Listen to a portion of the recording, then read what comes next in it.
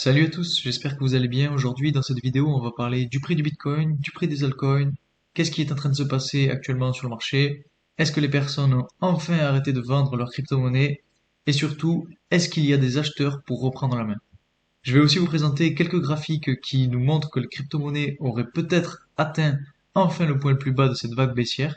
Mais attention, ça ne veut pas dire qu'on s'apprête à voir un énorme rebond pour revenir à des sommets historiques.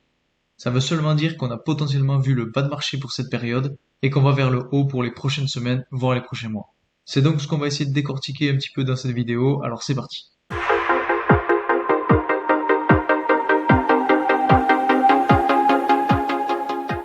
Juste avant de commencer, si vous êtes nouveau, bienvenue à vous, je m'appelle Louis. Sur cette chaîne, on parle principalement de crypto-monnaies, de technologie et d'investissement. Et aujourd'hui, comme vous l'aurez compris, on va faire le point sur ce qui est en train de se passer dans le monde des crypto-monnaies. Donc si ce concept vous plaît, n'hésitez pas à mettre un maximum de likes sur cette vidéo, puis aussi à vous abonner parce que ça m'aide énormément. Et si vous voulez encore plus m'aider, vous pouvez mettre un commentaire sous la vidéo, c'est toujours bon pour le référencement, et ça aide à faire grandir la chaîne. Donc un grand merci à ceux qui l'ont fait et à ceux qui le feront. Alors pour commencer, on va essayer de faire un rapide tour d'horizon sur la politique mondiale. En ce moment, on voit beaucoup d'événements à travers le monde qui nous montrent que l'instabilité politique est grandissante. On a pour exemple les émeutes au Sri Lanka qui ont poussé le président à démissionner. On a aussi l'assassinat de l'ex-premier ministre du Japon, ou encore Boris Johnson qui a quitté la tête de son parti. Et donc ces différentes crises ou ces différents mouvements de population peuvent s'expliquer notamment et en grande partie par l'inflation grandissante qu'on remarque à travers le monde. Si on s'intéresse rapidement aux chiffres, on remarque qu'il existe beaucoup trop de pays où l'inflation dépasse les 30%. Donc ça entraîne l'évolution des prix et du coût de la vie, et donc certaines personnes ne peuvent plus subvenir à leurs besoins vitaux, et c'est pour ça qu'on voit énormément de rébellions ou des mouvements de foule qui se déclenchent. Et malheureusement, cette inflation dépend en particulier de l'impression monétaire exercée par les banques centrales. Plus les banques centrales impriment de billets, plus cela entraîne une dévalorisation de la monnaie. Et pour contrer cette inflation, la meilleure solution, c'est d'augmenter les taux d'intérêt. C'est ce qu'on a fait aux États-Unis, ce qui leur a permis de stabiliser, et c'est sûrement ce qui va se passer en Europe. Maintenant qu'on a fait un peu le point sur la situation à l'échelle mondiale, on va s'intéresser à la courbe d'évolution du prix du Bitcoin. Alors il y a plusieurs choses à regarder. La première chose, c'est qu'on a cassé vers le haut la tendance baissière qu'on a ici et qui est imprimée depuis début avril à peu près. Et la deuxième chose à regarder, c'est qu'on est sorti du range qu'on avait entre 22 600 et 18 700, un range dans lequel on était depuis à peu près la mi-juin. Et malheureusement, c'était un fake out puisqu'on est re-rentré dans ce range, puisqu'aujourd'hui le prix du Bitcoin est aux alentours de 21 000 $. Un autre indicateur très important à regarder, c'est qu'on retrouve enfin beaucoup de volume, comme vous le voyez ici, et on sait que pour faire bouger le prix à la hausse ou à la baisse, il faut beaucoup de volume. Actuellement, on voit grâce à cet indicateur que les volumes sont présents, et généralement, lorsqu'on voit un prix très bas et qui augmente avec beaucoup de volume, c'est plutôt bon signe. Ça veut en fait dire que les bitcoins sont en train d'être rachetés. Alors bien sûr, comme je vous le disais dans une de mes précédentes vidéos d'analyse du marché, on est en train de voir encore une fois se former le même pattern, c'est-à-dire qu'on voit des bas de plus en plus hauts, comme on les a ici, et au final, voilà, on a vu un fake out arriver, mais ce pattern est tout de même différent puisque, comme on vient de le voir, on est sorti de la tendance baissière. En plus de ça, on a du volume et donc potentiellement des acheteurs, donc c'est plutôt bon signe.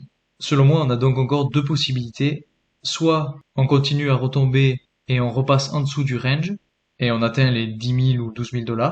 Soit on finit par ressortir du range et aller encore plus haut et on entrera sûrement dans un autre range un peu plus haut pour continuer à remonter par phase d'escalier. C'est-à-dire que je pense que on pourrait avoir un rallye vers le haut pour retourner dans ce range qu'on avait évoqué précédemment, qui venait soutenir le prix ici. Dans tous les cas, je pense qu'on a finalisé le plus gros de la phase baissière et qu'on va tout doucement commencer à remonter et à accumuler. Je pense qu'à ces niveaux, les gens ainsi que les entités recommencent à acheter. C'est ce qui va donc aider le prix à remonter. En tout cas, ce que je fais depuis mi-juin maintenant, c'est que je rachète petit à petit en faisant du DCA. Pour ceux qui ne savent pas ce que c'est le DCA, je vous invite à aller voir ma vidéo que je vous mets en haut à droite et dans laquelle j'explique cette technique d'investissement. Alors pourquoi je rachète? C'est simplement car je suis les différents indicateurs. Beaucoup de ces indicateurs montrent qu'on est arrivé en bas de marché. Je vais donc vous présenter 6 de ces indicateurs qui montrent qu'on serait potentiellement dans un bas de marché. Le premier indicateur que je vais vous présenter, c'est le NUPL, donc le Net Unrealized Profit and Loss, donc NUPL. Comme on peut le voir sur ce graphique, l'indicateur le plus fort de bas de marché, c'est quand cette courbe que vous voyez en rouge sur le graphique entre dans la phase de capitulation, c'est-à-dire en dessous de ce niveau à 0%. Vous voyez, quand on est arrivé à ce niveau-là sur la courbe rouge, on a vu un bas de marché pour la courbe d'évolution du prix du Bitcoin. De la même façon ici, un bas de marché, encore un bas de marché, etc. Et aujourd'hui, on est ici, on est passé en dessous des 0%, et donc potentiellement, cela indiquerait qu'on est dans un bas de marché. Le deuxième indicateur dont je voulais vous parler, c'est le PI Cycle Bottom Indicator. Donc cet indicateur identifie les différents bas de marché, comme vous le voyez avec les lignes verticales qui sont identifiées ici en vert. En gros, dès qu'une de ces lignes apparaît, ça veut dire qu'on n'est pas loin d'un bas de marché. Comme vous pouvez le voir, c'est très représentatif. On remarque qu'à chaque fois qu'on a vu un bas de marché, on a eu une ligne qui nous indiquait justement ce bas. Et aujourd'hui, on remarque que ce graphique montre à nouveau une ligne verticale, ce qui pourrait donc indiquer qu'on serait enfin arrivé dans le bas de marché. Un autre indicateur qui montre qu'on est dans un bas de marché, c'est ce graphique-là.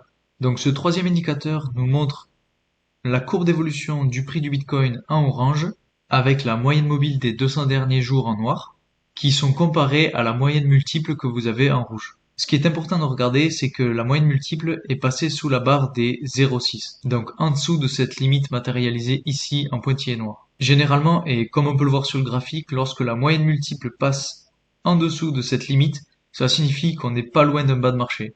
Bien sûr, elle pourrait aller encore un peu plus bas, mais comme elle a déjà commencé à remonter, à mon avis, ça ne risque pas d'arriver. Surtout si on regarde les pics précédents, on ne voit pas qu'il y a plusieurs pics vers le bas. On a vraiment à chaque fois un seul pic, comme vous le voyez ici. Et c'est ce qui me fait dire qu'on n'ira pas plus bas sur cette courbe-ci. Un autre graphique qui est selon moi très important à regarder, c'est donc ce graphique-ci, qui nous montre la durée des 3 dernières phases baissières, donc la durée qu'il y a entre le dernier pic à la hausse et le bas suivant. Aujourd'hui, on remarque que les 2 dernières phases baissières, donc cette phase-ci et cette phase-ci, ont toutes les deux duré 476 jours. Et donc ce qui est frappant, c'est que la phase baissière qu'on a vécue ces derniers mois a elle aussi duré 476 jours. Donc là aussi, on peut potentiellement déduire qu'on a atteint un bas de marché. Cet indicateur peut paraître assez vague, mais il permet d'identifier une durée qui peut venir consolider la théorie du bas de marché.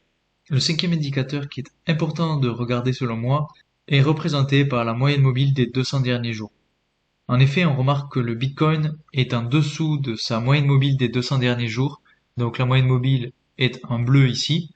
Et depuis, allez, environ début décembre, on est vraiment en dessous de cette moyenne mobile.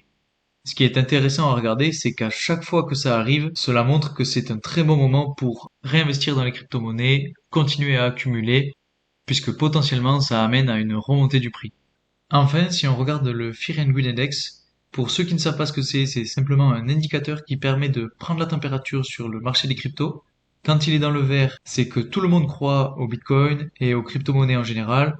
Et quand il est dans le rouge, c'est l'inverse, tout le monde croit que le marché va s'effondrer. Donc on voyait que le sentiment général était complètement en baisse depuis ces derniers mois. Encore aujourd'hui, on est dans le rouge, mais on a tout de même connu des chiffres qui allaient jusque en dessous de 10, donc dans l'extrême fear, ce qui montrait que la situation était vraiment critique, que le sentiment était vraiment au plus bas. Et généralement, lorsque ce sentiment est au plus bas, c'est le meilleur moment pour réinvestir, pour accumuler, comme je disais tout à l'heure, et ça peut potentiellement être une grosse opportunité d'achat. On a donc 6 indicateurs qui montrent que le Bitcoin et les crypto-monnaies sont sur le point le plus bas, ou du moins n'en sont pas très loin. Après, ce n'est pas du tout un conseil en investissement, je vous livre simplement une analyse de données qui, bien entendu, ne peut pas prévenir l'avenir à 100%.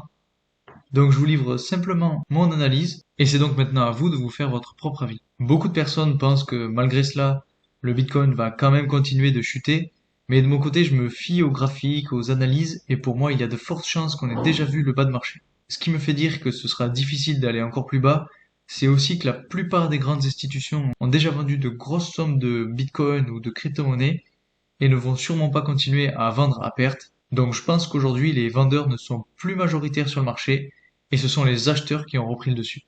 Dans ce marché des cryptos, il est selon moi très important de prendre le contre-courant. On a remarqué que quand les nouvelles sont bonnes et que tout le monde croit aux cryptos, c'est là qu'on connaît les plus gros crashs. Et inversement, quand on a de la peur, de l'inquiétude sur le marché et que tout le monde croit que ça va aller encore plus bas, c'est l'inverse qui se passe. Donc aujourd'hui, on est vraiment dans un courant négatif où tout le monde a peur et ne veut plus entendre parler de Bitcoin ou de crypto-monnaie, car la plupart des investisseurs qui avaient investi vers le sommet ont vendu à perte et sont dégoûtés des cryptos. Et donc, c'est selon moi à ce moment-là que les whales et les plus gros possesseurs de Bitcoin renversent le marché. Maintenant, c'est que mon opinion. Il est très important que vous puissiez vous faire votre propre avis sur comment va évoluer le Bitcoin et les crypto-monnaies. Donc, renseignez-vous un maximum avant de rentrer dans le marché ou de prendre des positions, c'est le plus important. En tout cas, j'espère que cette vidéo vous aura plu, qu'elle aura pu vous aider dans la compréhension du marché des crypto-monnaies actuelles. J'ai essayé d'être le plus clair et compréhensible possible. Donc si cette vidéo vous a plu, n'hésitez pas à mettre un like, à vous abonner, ça me fera énormément plaisir. De mon côté, je vais continuer à faire des vidéos chaque semaine sur l'évolution du marché, les actualités ou encore les nouvelles technologies. Donc s'il y a des sujets dont vous voulez que je parle, n'hésitez pas à me le laisser en commentaire.